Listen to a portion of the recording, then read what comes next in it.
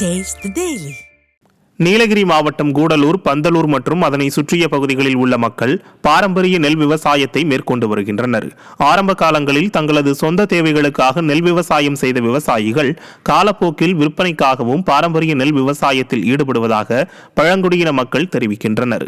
இவ்வாறு இயற்கை முறையிலேயே நெல் மற்றும் காய்கறி விவசாயத்தை மேற்கொண்டு மண்ணையும் நீரையும் பாதுகாத்து வரும் தங்களுக்கு அரசு மானியம் வழங்க வேண்டும் என விவசாயிகள் கோரிக்கை வைத்தனர். மேலும் நெற்பயிர்களை நடவும் அறுவடை செய்யவும் இயந்திரங்களை பயன்படுத்தாமல் பழங்குடியினரை வைத்தே விவசாயம் செய்வதாக விவசாயிகள் பெருமையுடன் கூறுகின்றனர். தொழிலை பொறுத்த வரைக்கும் நெல் விவசாயம் லாபகரமாக வரணும்னு சொன்னால் அரசோட மானியங்கள் ஏதாவது கிடைக்கணும். இந்த கூடலூருக்குள்ளார பல ஏக்கர் நெல் விவசாயம் இருந்தது, இன்றைக்கி அழிஞ்சிட்டு வந்துட்டுருக்கு. பாக்கு மற்ற விவசாயிகளுக்கு போயிட்டுருக்காங்க. சுத்தமட்டம் வந்து பார்த்தீங்கன்னா எல்லாம் பாக்கு நான் வருஷம் 2 ஏக்கர்னு சொல்லிட்டு நட்டுக்கிட்டே இருக்கேன்.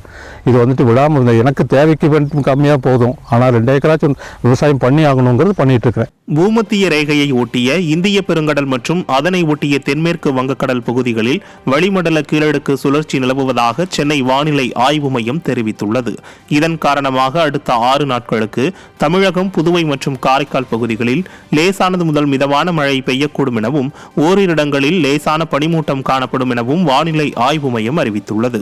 மேலும் சென்னை மற்றும் புறநகர் பகுதிகளில் அடுத்த 24 மணி நேரத்திற்கு வானம் ஓரளவு மேகமூட்டத்துடன் காணப்படும் எனவும் அதிகாலை வேளையில் லேசான பனிமூட்டம் இருக்கும் எனவும் சென்னை வானிலை ஆய்வு மையம் தெரிவித்துள்ளது. தென் தமிழக கடலோர பகுதிகள் மற்றும் மன்னார் வளைகுடா மற்றும் குமரி கடல் பகுதிகளில் சூறாவளி காற்று வீசக்கூடும் என்பதால் இப்பகுதிகளில் மீனவர்கள் கடலுக்கு செல்ல வேண்டாம் எனவும் சென்னை வானிலை ஆய்வு மையம் எச்சரித்துள்ளது.